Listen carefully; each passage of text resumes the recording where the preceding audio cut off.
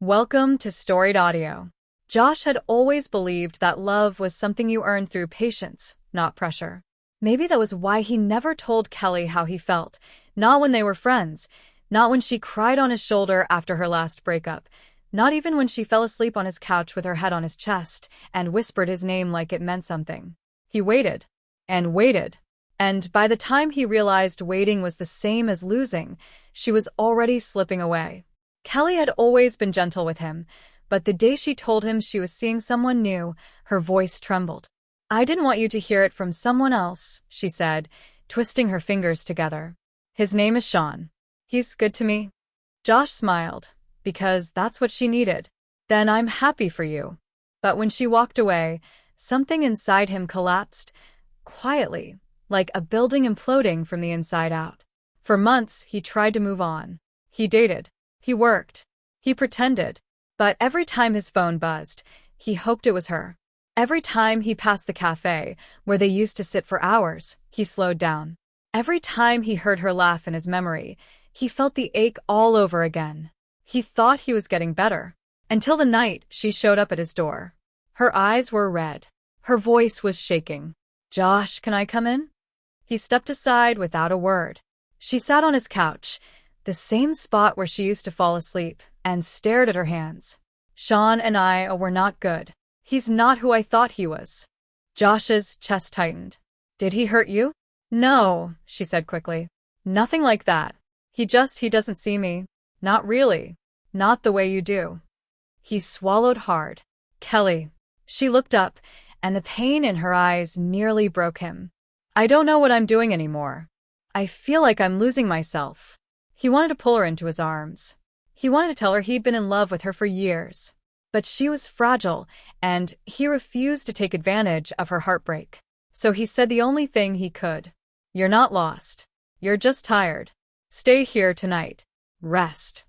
She nodded, tears slipping down her cheeks.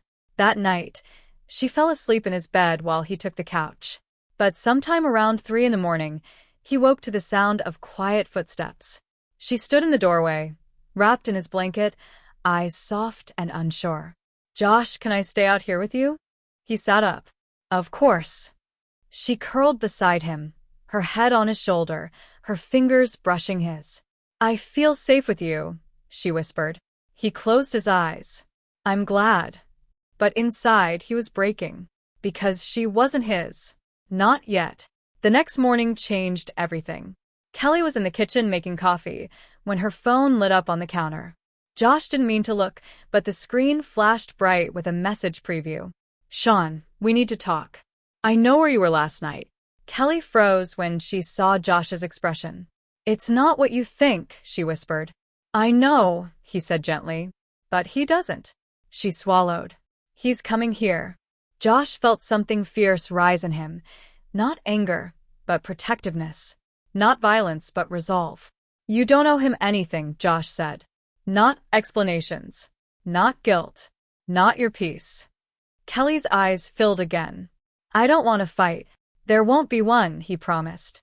"But I'm not letting him make you feel small." When the knock came, it was sharp and patient. Kelly flinched. Josh opened the door. Sean stood there, jaw tight, eyes darting past Josh toward Kelly. "So this is where you ran to?" Josh didn't raise his voice. He didn't step forward. He simply stood his ground. "She didn't run. She came to a friend." Sean scoffed. "Right." "A friend." Kelly stepped forward, trembling but determined. "Sean, please. This isn't your decision. I needed space." "Space." Sean snapped. "You spent the night with him." Josh spoke before she could. "She was hurting. I offered her a place to rest. That's all." Sean glared. "You think you're some kind of hero?" "No," Josh said softly. "I just care about her." Something in his tone made Sean falter. Kelly took a breath. "Sean, I can't do this anymore. I'm ending things." Sean stared at her, stunned.